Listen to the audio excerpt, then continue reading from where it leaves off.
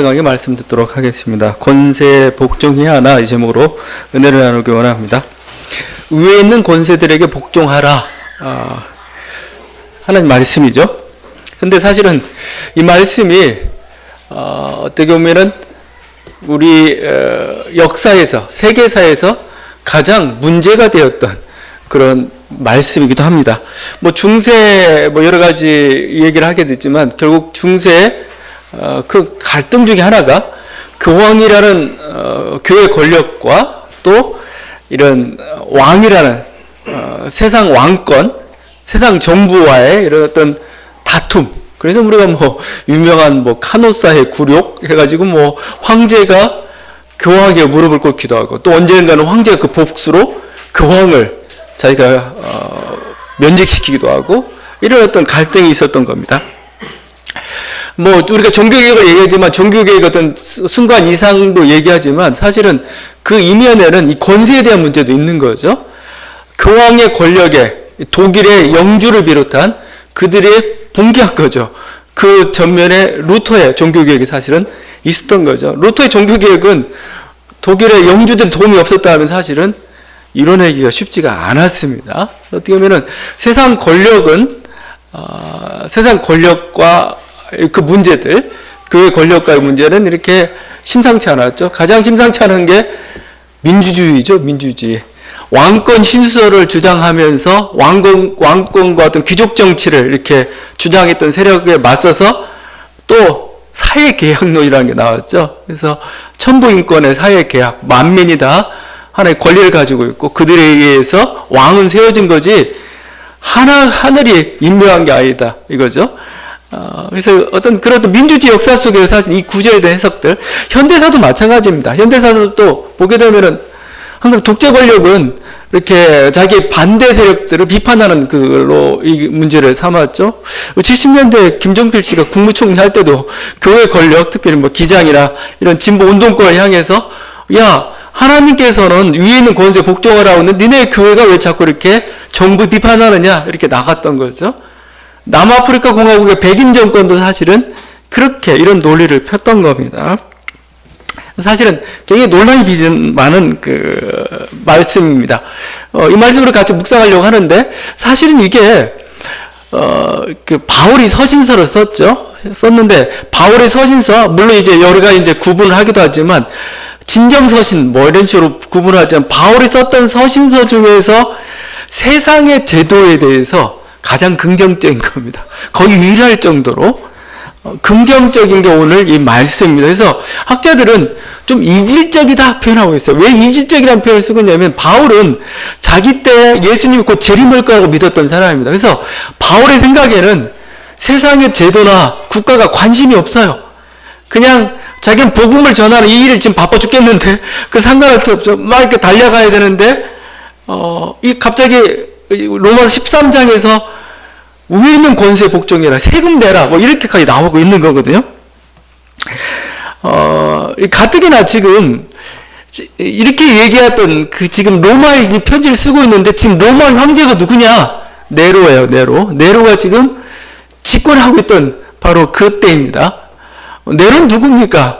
어떻게 보면은 처음으로 아마 황제 권력이 본격적으로 되면은 기독교를 박해했던, 그래서 바울과 베드로가 순교했고 또 수많은 사람들, 또 수많은 신자들이 거리에 등불로 이렇게 화형을 당하면서 밝혀져 했던 그런 어떤 박해 주범이기도 어렵습니다. 근데 그 네로 황제에게 복종하라는 겁니다. 그리고 세금을 바치라는 얘기. 이게 쉬운 얘기는 아니죠. 그래서 학자들이 이걸 하다가 이런 얘기합니다. 사실 네로도 초기에는 잘했어요. 초기에는 굉장히 개혁 정치들을 펴고 서민화한 세금 정책도 펴고 그랬답니다. 나중에 이제 변절돼서 그렇지 아마 초기 네로라서 그랬을 거다 이렇게 변론도 하기도 하는데 하여튼 로마 황제 권력입니다. 그 황제 권력을 향해서 네로 황제를 향해서 그 권세에 복종하고 그 지도자들이 복종하고 또 세금을 내라고 하고 있으니 이게 사실은 단순한 문제는 아니었다는 겁니다. 자, 그러면 왜 지금 바울이 이 얘기를 하고 있는가? 왜 이질적인 이런 것처럼 보이는 이런 얘기를 하고 있는가? 세상 권력을 옹호하기 위해서 하는 건가? 하나의 질서로 또 받아들이는 건가? 저는 오늘 이 말씀을 좀 본격적으로 풀기 전에 왜 바울이 이 말을 하고 있는지를 좀 더 살펴봤으면 좋겠어요. 바울이 생각하고 가장 중요하게 생각하는 게 뭐냐 이거예요. 다른 게 아니고 세상 질서를 인정하는 게 아니고 질서 그 자체입니다. 평화입니다. 평화. 바울이 지금 원하고 있는 거 가장 중요하게 생각하고 있는 것은 질서고 평화예요. 권력과 아니면 세금을 내라고 하는 이유는 질서와 평화를 위해서 그렇게 원하고 있는 겁니다. 이건 우리가 알 수 있는 게 사실은 고린도서 같은데 쓰면서 바울이 어떤 방언과 같은 은사 문제가 막 붙었습니다. 그리고 어떤 여성이 굉장히 교회에서 활발히 활동하다 보니까 약간 사회적 문제가 붙었습니다. 그때 바울이 계속해서 했던 말이 뭐냐면 하나님은 어지러움의 하나님, 무질서의 하나님이 아니고 화평의 하나님, 평화의 하나님, 질서의 하나님이다 이 말이었어요. 고린도서 14장 33절이죠. 하나님은 무질서의 하나님이 아니시오 오직 화평의 하나님이시다. 그죠? 중요한 건 화평이다. 중요한 건 질서다. 이렇게 얘기했던 거죠. 우리 로마서에 있다 보면 본성이란 말을 썼습니다. 본성. 이게 본성이다. 이제 본성. 본성이라는 것은 당연한 질서라는 뜻이죠. 질서. 세상 질서. 왜 세상 질서를 언급하고 있느냐? 그것을 긍정하기 위해서가 아니고 세상 질서에서 어긋난 행동을 하지 말라. 왜 세상 질서 어긋난 행동하는 순간 뭡니까? 비난을 받게 되어 있고 복음에 방해를 받게 되어 있어요. 그러니까 뭐예요? 세상과 평화로라 이거죠. 어떻게 보면 이면에는 이런 게 있을 겁니다. 기독교가 가진 사실은 폭발력이 있습니다. 폭발력. 기독교가 가진 강력한 폭발력이죠. 왜냐하면 예수 그리스도 안에서 뭐죠? 기독교 안에는 더 이상 주인도 노예도 없는 사회가 되었습니다. 남성과 여성의 차별도 없는 그 사회가 되었습니다. 이방인과 헬라인이 모두가 하나가 되어 있는, 유대인이 하나가 되어 있는 그런 차별 없는 세상들을 지금 만들어주고 있습니다. 그러다 보니까 이게 자꾸 튀어요. 튀다 보니까 나중에 이제 바울 후기서 신자를 가게 되면은 노예들을 향해서 권면합니다. 야, 너네가 아무리 주인이 형제라고 하지만 좀 그래도 상전이다. 상전이니까 너에게 주인에게 충성을 다해라. 뭐 이런 식으로 조금 자제시켜야 되는 그런 일도 발생을 했죠.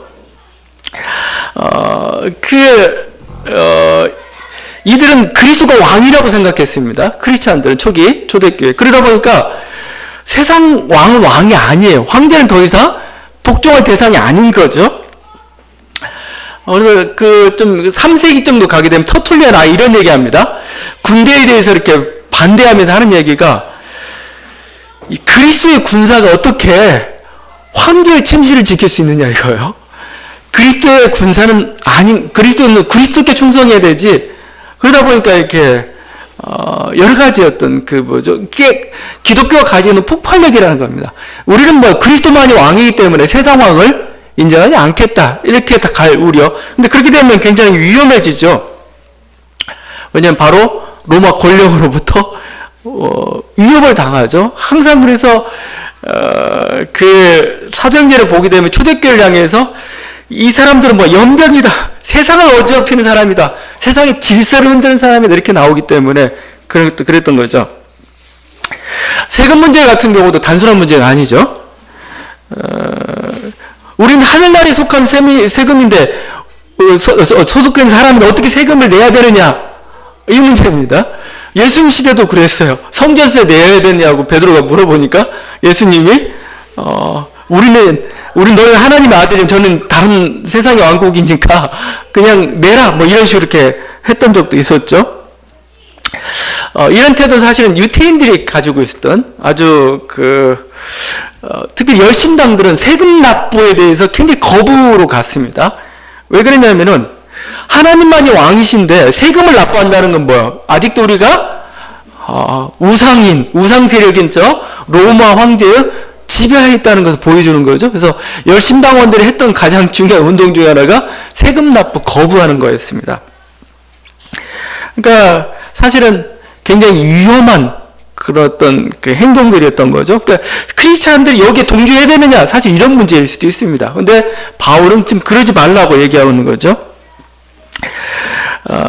그리스도의 나라를 기다리는 사람들에게는 그 나라가 오기 전까지 이 세상의 질서와 평화 가운데 있는 게 더 중요합니다. 그래야 뭐요?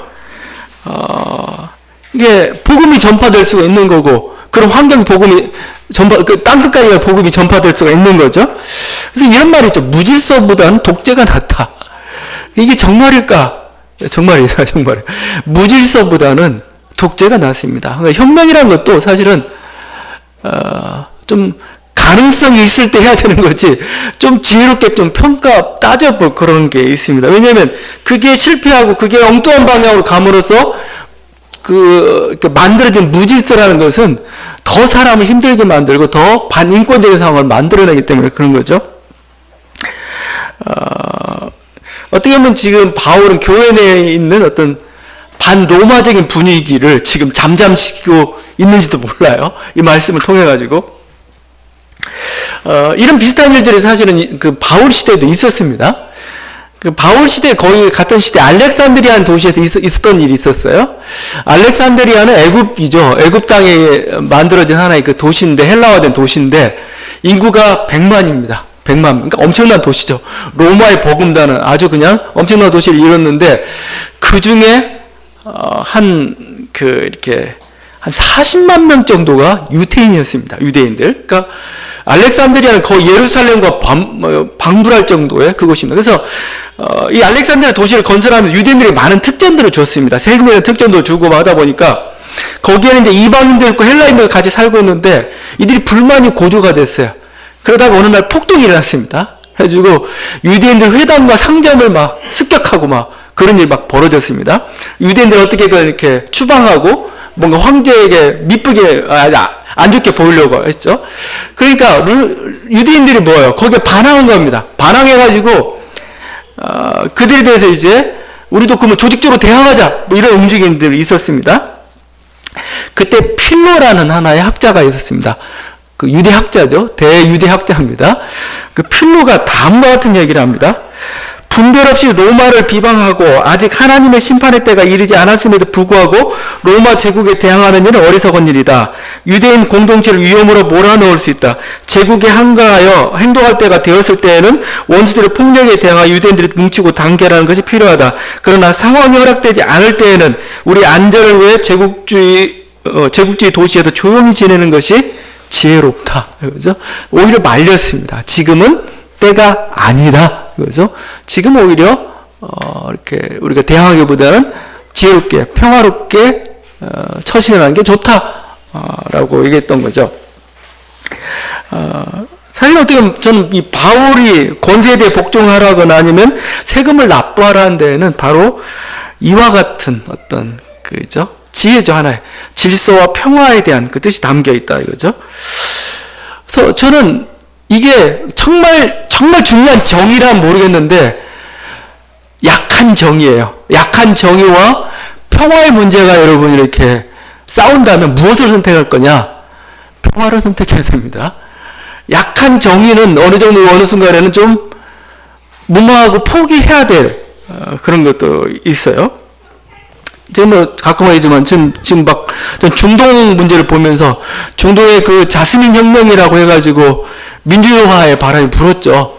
한 5년 전이냐 막 해가지고 불었는데 그 결과가 결국은 뭐였냐 이거요. 다시 보수로 다 회귀하고 시리아 같은 데는 그냥 내전이 심각해지고 막 난민을 만들어내고 지금도 지중해를 건너고 있는 대부분 난민들이 이런 그 민주화 투쟁 과정 중에서 나왔던 거죠. 물론 민주화의 이상이란 굉장히 소중합니다. 근데 힘이 없다 이거죠. 불가능한 좀 힘이 없는 가운데서의 그게 이런 식으로 이렇게 어떻게 보면은 이런 식의 어떤 방향으로 나아가는 거 이게 정말 현명할까 그런 생각을 좀 해보게 돼요. 우리에게 촛불 시위가 있었죠. 촛불 시위가 있었는데 그를 통해서 정부를 탄핵했죠. 근데 이 시위가 가진 위대성은 어디가 있느냐? 물론 그 결과가 좋았다는 데도 있겠지만 평화와 질서 가운데 진행되었다는 겁니다. 뭐 평화와 질서는 참 답답하기도 해요. 그러나 그게 강력한 사실은 무기이고 또 우리는 그걸 위해서 사실은 싸우고 있는 거죠. 만약에 극단적인 상황까지 지금 보니까 막 무슨 뭐 문건들 발표되는 거 이거 보고 뭐 여러 가지 뭐 이렇게 뭐 군부에서 했던 것들 이렇게 예비했던 걸 보게 되니까 잘못하면 극단적인 사태까지 갈 수도 있었어요. 만약에 탄핵이 되지 않았다면은 그때는 뭐 현대사에 또 다른 어떤 비극들이 전개됐을지도 모르는 거죠. 여러분, 어떻게 보면 평화와 질서 가운데 그게 이루어졌기 때문에, 사실은 그렇게 됐기 때문에 사실은 성공도 했지만 좀 불완전한 점도 있어요. 혁명이란 말을 쓰긴 저는 좀 안 맞는 것 같아요, 그건. 그냥 촛불 시위나 촛불 운동 정도였던 거죠. 하나의 권력은 교체했지만 아직 사회의 전반적인 많은 부분에서 변화는 일어나지는 못하고 있어요. 그렇지만 뭐예요? 평화는 그만큼 소중하다는 겁니다. 질서 자체가 소중한 거고, 만약에 어느 순간에 평화가 위협을 받는다면은 어느 정의는 포기를 해야 된다는 겁니다. 남북 간에도 여러 가지 지금 평화가 일어나고 있죠. 뭐 그러다 보니까 이제 한쪽에서는 지난 의논이 있죠. 뭐 북한이 우리들이 어떻게 했는데 남한이 어떻게 했는지 막 여러 가지 의원 관계들 정의의 문제를 이렇게 드는 사람들이 있습니다. 그러나 평화의 실현이 더 큰 정의입니다. 평화의 실현이. 왜냐하면 그 갈등 상태 속에서의 그건 뭐야? 수많은 어떤 인권과 인명에 대한 살상으로 가는 그것. 그게 가장 큰 악이에요. 그건. 그래서 어떻게 보면 우리들은 그런 문제들. 가족 간에도 마찬가지예요. 가족 간에도 덮고 넘어가야 될 게 있습니다. 인정하고 그냥 넘어가야 될 게 있습니다. 분명히 거짓이고 억울하고 아닌데도 불구하고 넘어가야 할 때가 있어요. 왜? 평화가 소중하기 때문에 그렇습니다. 평화를 이루고 난 다음 나중엔 갚을 기회도 있고 뭔가 해소할 기회도 있지만 평화가 이루어지지 않으면은 가족 자체가 지탱할 수가 없어요. 해소할 어떤 다른 기회도 또 엿볼 수도 없는 그런 지경에 처하고 말죠. 그래서 어떨 때는 덮고 넘어가야 할 때가 있다는 겁니다. 그게 바로 평화의 소중함, 질서의 소중함 때문에 필요한 거죠. 지금 바울은 지금 오늘 이 말씀을 통해서 어떻게 보면은 굉장히 타협적인 모습 같기도 하고 그래요. 왜 그럴까? 그가 지금 원하고 있는 세상이 하나님 나라 오기 전까지 질서와 평화 가운데 있기를 원하는, 그래서 크리스찬들이 섣불리 행동하지 않기를 바라는 그런 마음들이 좀 볼 수가 있습니다. 또 반대편 하나 있는 우리들의 속마음을 볼 수 있는 건 뭐냐면은 사실은 세상에 대한 무관심입니다. 또 이것도 말이 좀 그래도 같은 맥락을 좀 생각을 해요. 세상에 대한 무관심. 왜 통치 질서를 인정하고 왜 세금 납부에 대해서 이렇게 하는가? 거기에 대해서 별 관심이 없기 때문에 여러분이 이방인으로서 그 나라에 살고 있어요. 어떤 나라에 살고 있습니다. 그럼 그 나라에서 그 나라의 문화나 풍습이나 법이나 질서를 다 지켜줘야 돼요. 나는 뭐 내가 생각하는 질서가 있고 우리나라에 법이 있으니까 나는 이 나라에 와가지고 우리나라 법대로 하겠다. 아니죠, 그건. 그냥 여러분 관광객이에요. 관광객이 그 땅을 지나가면서 거기에 있는 질서들을 지켜주면서 가는 거죠. 관광객이 가가지고 거기서 누가 정권을 잡았네, 안 잡았네, 법이 이렇게 됐네, 안 됐네, 따질 필요 없어요. 그냥 여러분 거기에 맞추면 되는 거죠. 그런 면에서의 무관심이라는 겁니다. 무관심. 우리는 그 땅을 그냥 통과해 가고 있어요. 지금 보네포의 말을 좀 들고 싶습니다. 보네포가 이 구절뿐만 아니고 다른 구절을 해석하면서 세상 질서에도 이렇게 얘기합니다. 세상 직업을 지키는 것이 곧 그리스도인의 생활에 충실을 의미하는 때문이 아니라 종은 종으로 남아있으라는 겁니다. 종이를 하나의 직업으로 보고 이 직업을 계속 있는 것은 그 질서를 유지하라는 그런 뜻이 아니라는 겁니다. 세상 질서의 한가를 단념하는 것이 그리스도와 그의 나라에만 모든 기대를 한다는 가장 적절한 표현이기 때문에 종은 종으로 남아있으라는 것이다. 그리스도는 세상에 대하여 아무것도 기대하지 않는 것이다. 이 세상은 개혁이 필요하지 않고 세상에서 끊기는 것이 필요하기 때문에 종은 종으로 남아있으라는 것이다. 왜 초대교회가 노예 해방에 대해서 이렇게 전면적으로 들고 나오지 않았을까? 우리 항상 그런 어떤 질문들을 하기도 하고 그렇습니다. 왜 그랬을까요? 첫 번째, 세상은 희망이 없답니다. 세상은 희망이 없다. 세상은 기대할 게 없다 이겁니다. 세상은 그럴 수도 없고 그럴 가능성도 없다 이거죠. 그것도 그리고 우리들이 추구하는 나라가 세상 나라가 아니라는 겁니다. 그래서 초대교회는 노예 해방을 외친 게 아니고 노예 해방을 실현했어요. 그냥. 그 공동체 안에서, 교회 공동체 안에서 뭐죠? 천국을 이룬 겁니다. 그래서 교회는 어떤 공동체냐? 세상에 대해서 탄원하고 개혁을 요구하는 공동체가 아닙니다. 교회는 뭐요? 스스로 뭐요? 그 안에서 천국의 삶을 실현해내는 게 사실은 교회예요. 세상을 향해서 세상을 이렇게 바꾸십시오. 세상을 뭐 이렇게 방향으로 가야 된다. 이렇게 외치는 게 교회가 아니고, 교회는 뭐요? 천국을 그냥 실현하는 곳입니다. 그곳이. 그걸 통해서 뭐죠? 세상은 그래서 이미, 그게 사실 종말입니다. 종말.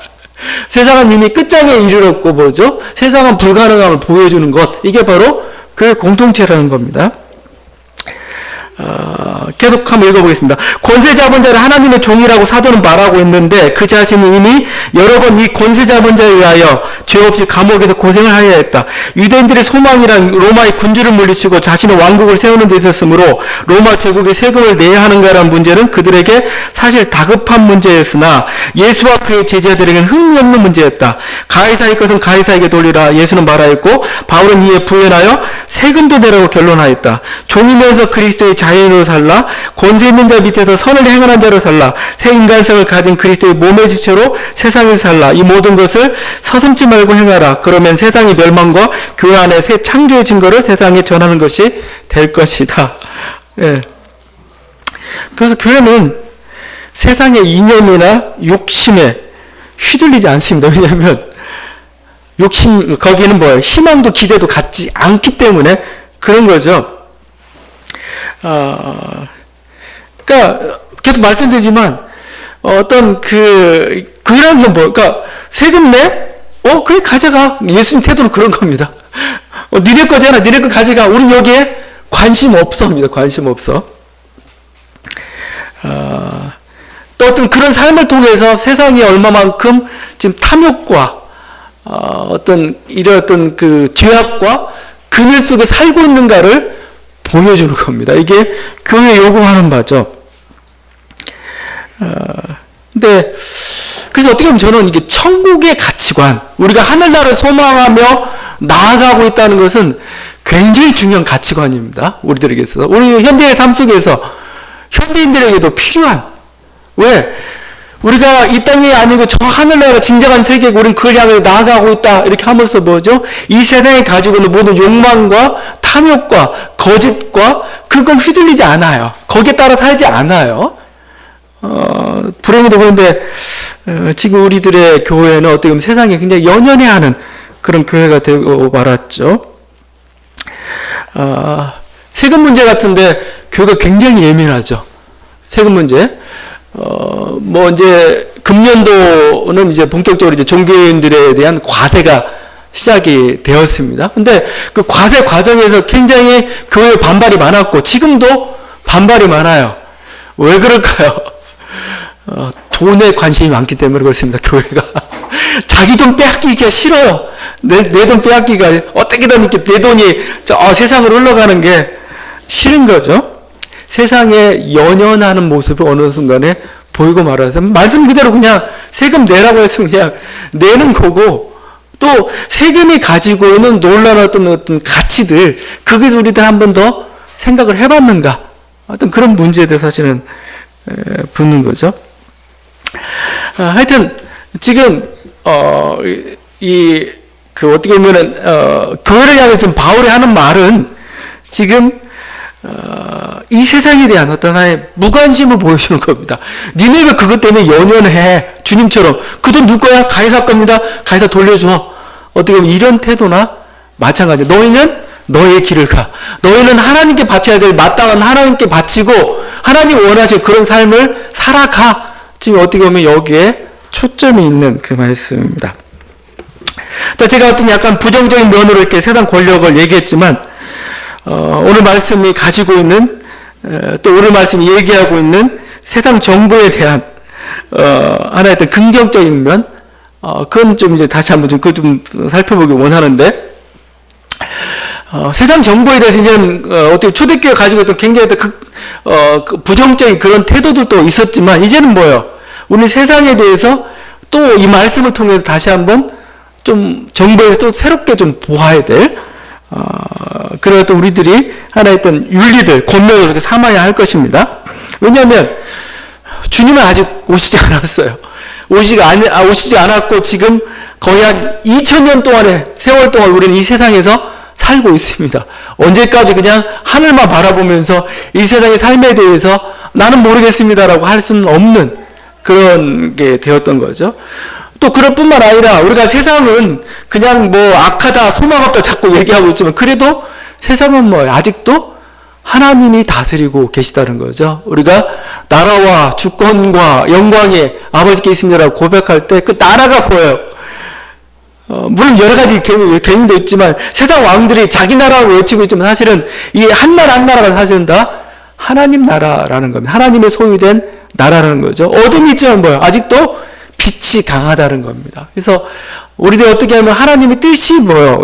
어떻게 보면 이 정보란 세상의 정보를 통해서 이렇게 드러나도록 해야 하는 것. 어떻게 보면 이것이 우리들의 하나의 또 이 시대, 이 땅을 살아가는 우리들의 하나의 또 사명처럼, 윤리처럼 되어가고 있는 거죠.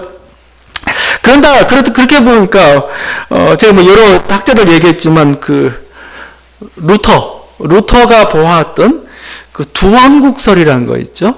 그걸 다시 한번 또 생각하게 돼요. 그게 우리들이 세상을 바라보는, 현실적인 눈이고, 또 어떻게 보면 오늘 13장에서 말하고 있는 그 말씀의 적용이 아닐까 하는 생각을 해보게 됩니다. 루터가 두 왕국을 얘기했습니다. 하나는 그리스도의 왕국이고 하나는 세상의 왕국이죠. 이렇게 얘기합니다. 그리스도의 왕국에서 인간 영혼의 내적 통치에 관여하신 하나님은 세상의 왕국 안에서 지배자들에게 주신 칼을 통하여 질서를 유지하신다. 그러므로 하나님의 이중적 통치는 동시적 사건이 된다. 하나님은 그리스도의 왕국에서는 구원자로서 역사하고 세상 왕국에서는 창조자와 보존자로서 역사한다. 따라서 그리스도의 왕국은 사랑과 신앙이 지배하고 세상 왕국은 정의가 지배한다. 그리스도의 왕국은 모든 것이 자발적인 데 반해 세상 왕국은 법과 정의를 보존하기 위해 강압적인 힘이 수반되고 보복과 징벌이 행사된다. 그렇죠? 이제 세상 왕국과 정부는 신적인 권위를 가지고 있습니다. 위에 있는 것은 다 하나님께서 세우셨다. 이게 바로 신적인 권위죠. 여러분이 존엄한 이유는 뭐예요? 하나님 그렇게 하나님 형상을 여러 개 심어 주었기 때문에 존엄한 것처럼 이제 정부 자체는 뭐예요? 권력 자체는 뭐예요? 하나님이 세우신 하나의 통치 기관입니다. 그것은 가족이 교회처럼 뭐죠? 국가도 보여요. 하나님께서 세우신 하나의 기관이라는 겁니다. 통치 기관. 섭리하는 그 기관이라는 겁니다. 그래서 오늘 말씀에서 하나님의 사역자, 하나님의 일꾼, 이게 일꾼이라는 단어는 하나님의 사제라는 표현도 가능합니다. 하나님의 사제. 뭐예요? 교회 목사의 뜻이 뭐예요? 이 정치 권력이라는 곳에는 뭐 왕이나 대통령이나 이런 게 세움으로써 뭐죠? 하나님의 뜻을 실현하는 하나님의 사제에 준하는 그런 존재들입니다. 이 말씀이 물론 그들에게 어떤 그 권력에 대한 합법성을 무조건적인 합법성을 부여하는 건 아닙니다. 분명히 오늘 4절에서 얘기하고 있죠. 하나님의 사역자가 되어 내게 선을 베푸는 자라 이거죠. 이런 하나님 일꾼으로서 선한 일을 해야 됩니다. 그를 위로 세웠는데 이 권력 자체가 뭐 이 선한 일에서 벗어났을 때 그때는 하나님의 심판을 면치 못합니다. 그게 요한계시록 13장의 정부죠. 거긴 짐승의 정부고 하나님을 대적하는 정부로 하나님의 심판 앞에 서 있는 그런 정부가 되고 말했던 거죠. 물론 이제 이게 우리 고대 중세 사회에서는 왕이 존재했기 때문에 그렇죠. 현대 사회에서는 이제 왕은 존재하지 않죠. 대신 그 왕의 자리에 이제 국민이 있죠. 국민과 국민에 의해서 선출된 권력, 그게 하나의 정부를 구성하고 있죠. 국민의 의지가 이제 정부를 통해서 이렇게 실행이 되고 그 정부가 이제 이끌어가는 그런 모습을 가지고 있습니다. 자, 그렇지만 그럼에도 불구하고 그렇게 주어진 권력이라는 것은 저는 어떻게 보면은 이제 국민이 하나님의 손이라고 생각해요. 국민이 뭐예요? 평가하는 겁니다. 이 정부가 하나님 뜻대로 가고 있는 건지, 가고 있으면 지지하고 따라가고 하지만 이 정부가 또 하나님 뜻대로 가지 않으면 국민이 뭐예요? 선거와 혁명을 통해서 뭐죠? 심판하는 겁니다. 그래서 하여튼 이런 기능을 가지고 있지만 그럼에도 불구하고 뭐요? 정부나 권력이라는 것은 여전히 뭐죠? 이런 권위를 가지고 하나님의 통치 기관이라는 것. 우리가 그것을 인정하고 따라가는 것. 이게 필요하다는 겁니다. 그 권위에 대해서 두려워할 것 두려워하고 또 존중할 것은 존중하면서 이렇게 따라가는 것. 이게 중요하다는 거죠. 그래서 어떻게 보면 세상 권력에 대해서 기본적으로 존경을 표해야 됩니다. 우리가 그 권력자에 대해서 나 이념이 안 맞으니까, 나와 생각이 다르니까 아닙니다. 하나님이 세우신 하나의 질서로서 우리는 그걸 인정해주고 그거에 먼저 존중의 마음 가지고 가야 될 것이고, 만약에 어떤 비판적인 얘기랄지 어떤 하나님의 선한 일에서 우리가 벗어나고 할 때는 생각해보고 한번 이야기해야 될 것이고, 그러니까 신중하게 말하는 겁니다. 그럴 뿐만 아니라 이 정도가 아니고 단순히 자기 이념이나 자기 어떤 선호도에 따라서 반대한다. 그건 좀 어떻게 보면 오늘 성경에서 말하고 있는 그 뜻에서 사실은 어긋난 그 모습이라 할 것입니다. 요즘 어떻게 보면은 정부가 하는 일이 더 많습니다. 교회가 하는 일보다. 여러분, 제가 막 사랑 얘기지만 정부가 행하는, 권력이 행하는 사랑보다 더 강한 사랑이 없어요. 여러분, 그런 말 하잖아요. 우리 노령연금 같은 거 이렇게 어르신들 이렇게 받잖아요. 어느 자식이 그만큼 매달 20만원씩 30만원씩 꼬박꼬박 통장에 여러분 넣어주겠어요. 사실은 권력에서 만들어지고, 우리가 하나의 사회적 합의지만 그만큼 놀라운 사랑이 어디 있어요. 교회는 절대 그런 사랑 여러분 주지 못합니다. 권력이 하는 일이 더 많아요. 어떻게 보면 세상의 공직자가 더 목회자보다 더 깨끗한 것 같아요. 요즘은 도덕적으로 더 여러 가지 면에서 깨끗한 것 같습니다. 목회자가 음주운전 했다고 해서 잘릴 것 같습니까? 안 잘릴 것 같아요. 하는지 안 하는지는 모르겠지만 하여튼 여러 가지 하여튼 그 세상 공직자의 기준으로 만약에 목회자랄지 교회의 재정이랄지 모든 그 권력 관계를 이렇게 평가한다면은 감옥 갈 사람 많을 것 같아요. 공공행정부터 권력 남용, 그 다음에 여러 가지 어떤 그 불투명하게 사용하는 게 너무나 많아요. 대형교회 같은 데는 수십억 대가 그냥 정결 쌓이는 데는 끝나버리고 마니까요. 한 기업도 그렇게 하기가 사실은 어려운 거죠. 근데 어떻게 보면 세상 정부가 더 권력 공직자가 더 깨끗한 것 같아요. 영향력도 더 대단합니다. 말의 영향력이라는 것은 제가 매주 설교하고 해도 오히려 정치인이나 권력자의 말 한마디가 더 세요. 더 세고 사람들을 한편으로는 분노케 만들고, 제가 아무리 설교하면 여러분 분노하게 했어요. 전혀 분노하지 않죠. 근데 정치인 한마디로 사람을 분노케 하고, 어느 순간에 정치인 한마디는 우리들로 하여금 희망을 주기도 하고, 뭔가 세상을 향한 했던 방향들을 또 제시를 받기를 하는. 그래서 그들이 하나님의 사자 같아요. 실제적으로는.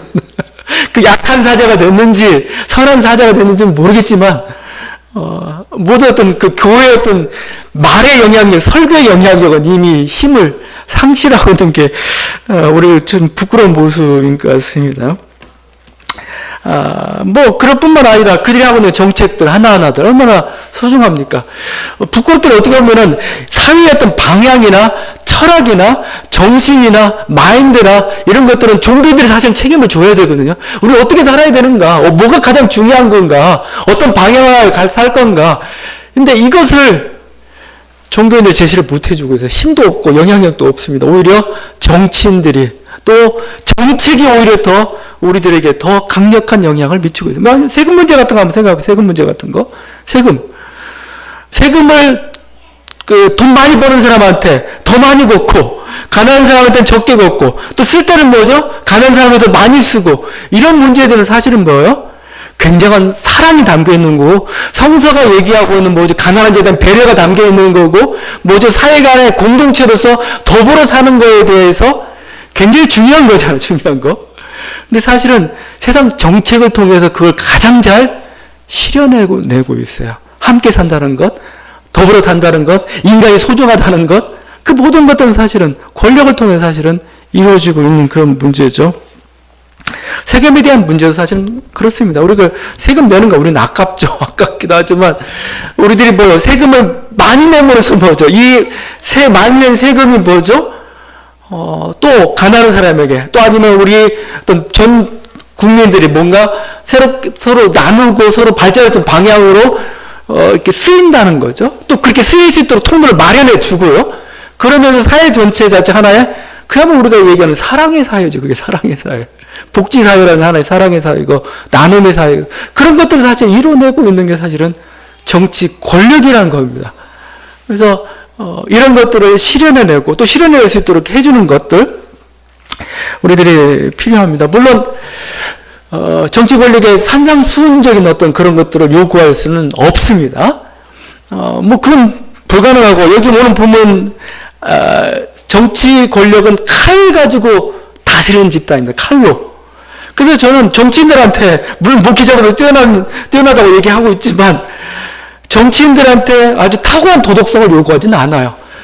그들은 그냥 여론의 지탄을 받지 않을 정도 도덕성만 유지하면 됩니다. 더 중요한 건 뭐예요? 정치력이죠. 정치력. 유능한 정치력이죠. 옳은 방향을 향해서 선한 일을 이룰 수 있는 그 힘입니다. 그걸 잘 이뤄낼 수 있는 힘. 그걸 이뤄내기 위해서 도덕을 이용하기도 하고 뭐죠? 도덕이 그러니까 자기의 발목을 잘 붙지 않을 정도만 저는 되면 된다고 생각을 해요.